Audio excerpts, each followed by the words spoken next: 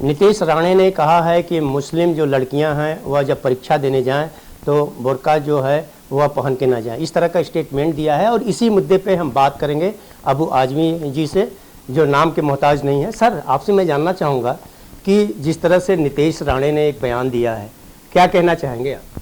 देखिए, सबसे बड़ी बात है नीतीश राणे के इस नफरती भाषण की वजह से मंत्री बना दिया गया हो, तो उनको लगता है कि मेरी ड्यूटी है ये सिर्फ और सिर्फ चीप पब्लिसिटी लेने के लिए कर रहे हैं। मैं क्या, कोई मुस्लिम लड़की अगर बुर्का पहनती है तो नीतीश राणे के बोलने पे कभी बुर्का उतार के नहीं जाएगी, वो 100% बुर्का पहन के जाएगी। इसके पहले सुप्रीम कोर्ट में भी गए थे, सुप्रीम कोर्ट ने भी कहा बुर्का पहन सकते हैं, ये हमारे धर्म का एक हिस्सा है और धर्म के हिस्से को इस तरह से नीतीश राणे जैसे लोग कभी नहीं रोक सकते। लड़कियां जाएंगी। अब आपको बहाना है कि थ्रेट का इससे सिक्योरिटी थ्रेट है, आपको बहाना है कि इससे जो बच्चियां जो है नकल कर सकती हैं, कुछ पेपर ले जा सकती हैं अंदर या कोई चीज़ छुपा के ले जा सकती है जिससे एग्ज़ाम में उससे फ़ायदा उठाएंगी। तो ये पहले बात हो चुकी है, बुर्का पहन के जाएंगी। आप जो है एक सिक्योरिटी लेडी ऑफिसर रखिए और उनको एग्ज़ाम हॉल में जाने के बाद या स्कूल में घुसने के बाद एक रूम में उनको चेक कर लीजिए पूरा कायदे के साथ में। आप एग्ज़ाम रूम के बाहर चेक कर लीजिए, खैर हो गई बात। उसमें ना कोई थ्रेट है ना कुछ, सब मालूम पड़ जाएगा आपको अच्छी तरह से। और अगर नीतीश राणे की बड़ी हिम्मत है ना, तो कभी सिख भाइयों की पगड़ी या उनकी तलवार के बारे में बोल के देखें तो इनकी नानी याद आ जाएगी। दूसरा सवाल मेरा ये है कि उनका कहना है कि नकल करने के लिए उसमें छिपा लेती हैं, लोग चेक नहीं कर पाते हैं।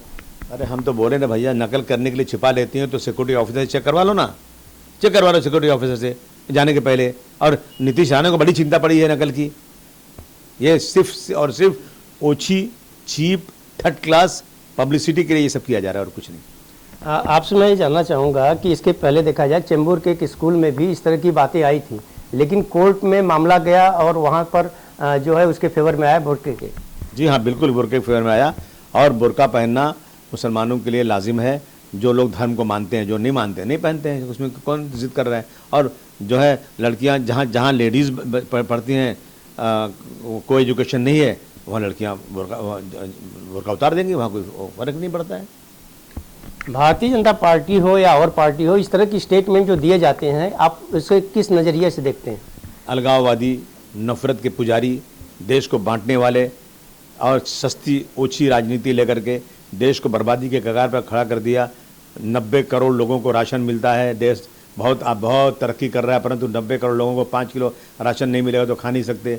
आज इकोनॉमिक हालत देश की बर्बाद होती जा रही है, क्राइम बढ़ता जा रहा है, लोगों के आंसू नहीं पहुँच रहे हैं, नौकरियां नहीं मिल रही हैं। उसके बाद आप जो है ऐसी चीज़ें ला करके सिर्फ और सिर्फ मुसलमानों के कंधे पर बंदूक रख करके आप राजनीति कर रहे हो। मैं समझता हूँ कि देश को बर्बादी वाला काम है ये। तो आपने देखा, अबू आजमी ने बड़े ही बेबाकी के साथ अपनी बात रखी और उन्होंने कहा कि अगर मुस्लिम लड़कियां अपने धर्म के अनुसार कपड़े पहनती हैं तो उस पर किसी को राजनीति नहीं करनी चाहिए। ऑन टीवी न्यूज़ के लिए कैमरामैन बाला के साथ हरीश तिवारी।